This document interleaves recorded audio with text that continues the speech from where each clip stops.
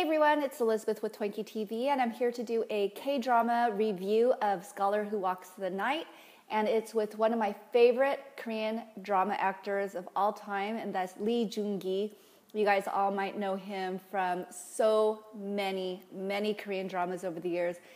He recently got out of the Korean Army, and now Scholar Who Walks the Night is one of the Korean dramas that's currently on, and it's blowing up.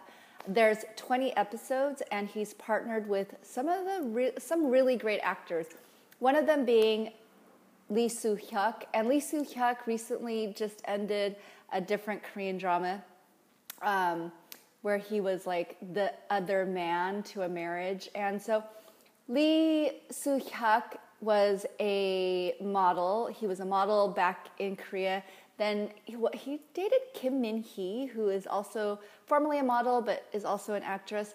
And then he transitioned into Korean dramas, and I think he's doing a great job. So Lee Joon-gi is the main character, and he's after Lee Soo-hyuk's character, who is Gui. And Gui is like somebody who, over the many centuries, and this is a saeguk, so it's a historical Korean drama. So over the many years, he's helped the family of the king of Korea and help him to come into power and oversee. And in exchange, the king of Korea, or the emperor of Korea, he pretty much feeds Lee Soo-hyuk's character with a supply of bodies for his vampire tendencies. The other person who's in this Korean drama is Chang-min, and Chang-min is from DBSK, and I gotta say, I've never really been a huge fan of Chang-min in his Korean dramas, but I feel like he's doing a great job in this one. He's kind of like the sexy prince who's out to get the vampire, who is Gui. And Lee Joon-gi's character, he is somebody who was just an ordinary guy, not ordinary, he's a very beautiful human who was really good at martial arts. He's a friend of the previous prince of the throne, and so it's like got a lot of cool dynamics. So there is a part where Lee Joon-gi is still human. He has a fiance who is Kim So-eun's character, and they are in love. And then for whatever reasons, the crown prince during that time, which was 120 years prior to the second historical setting, he was trying to out Gui. He was trying to kill Gui. He wrote a journal about how to kill Gui. But before everything was able to happen, Gui pretty much forced the emperor's hand, the father of the crown prince's hand, and he pretty much killed that whole, Lee Joon-gi's dad, the crown prince for treason, and all this other stuff that happened.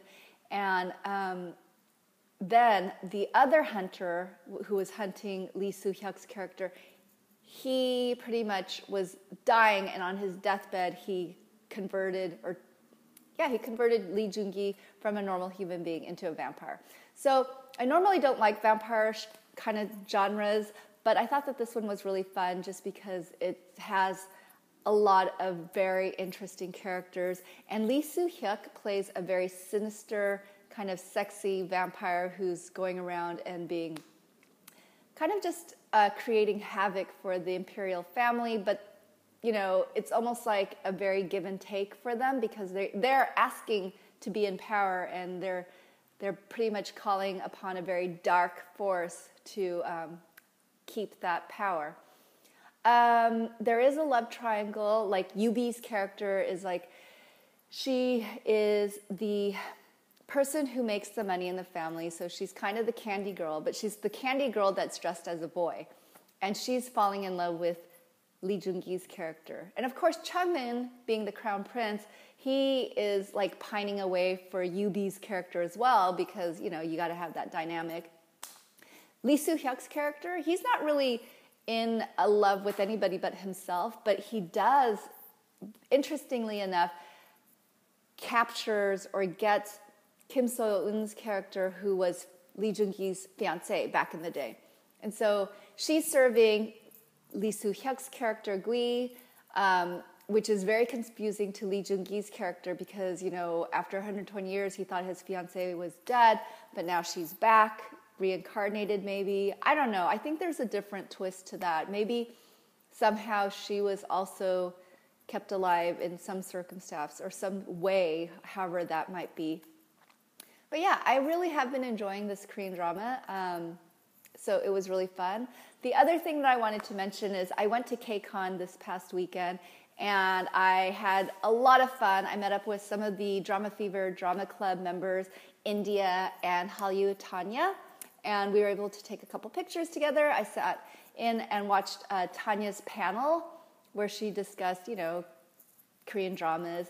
And I got to run around the convention, check out the different booths. I saw the Drama Fever booth. And in the evening time, I got to see 2 concerts. So I was there for 2 days. And then the first night, the concert that I really enjoyed was GOT7 and Super Junior. Super Junior is very, very entertaining. They have a lot of energy.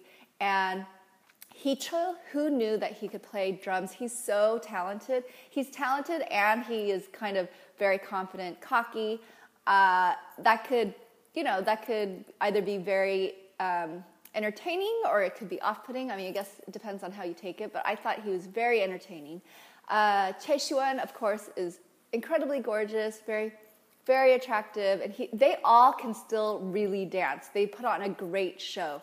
The second day, interestingly enough, I went to a couple more panels. One of my friend, David, he was sitting on one of the panels moderating, and he was moderating for a guy, he's really famous, I guess, in Toronto or between the teens.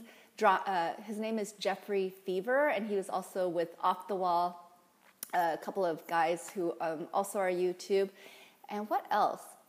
Oh, so the biggest moment was I got to see Kim Soo-hyun's character, and he is the star from My Love from Another Star.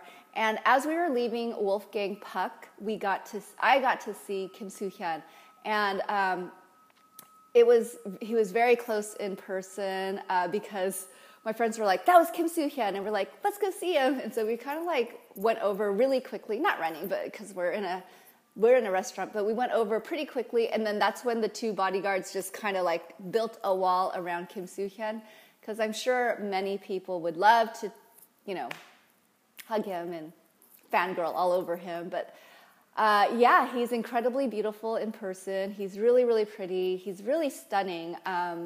Yeah, he's pretty much incredibly beautiful in person and a lot taller than I thought he would be. Koreans these days, when you go to Korea, they're all pretty tall. So I guess I shouldn't be too surprised. But yeah, he's just incredibly gorgeous, beautiful. And that night, I saw one of my favorite boy bands who are probably gentleman band now because it's Shinhwa. So they're a little bit older now. They're definitely got a lot of style. They have an amazing voice. So some of those guys' voices were definitely Broadway, superstar, belting it out. It's not even K-pop anymore. I mean, they were just so intense on stage, giving such an outstanding performance. So I thought that was really fun. And it was definitely, I think I do want to go to Kcon next year, check out the concert, check everything out. It was just really a fun time, and getting to see the Korean drama stars, getting to see the K-pop stars on the red carpet. And I think it was a good experience. I highly recommend if you're in the LA area. And next week is Kcon New York, so you guys might want to check it out there too. Anyways, thanks for listening to me. If you haven't yet, please like this video and subscribe, and I will talk to you later. Thanks for watching. Bye-bye.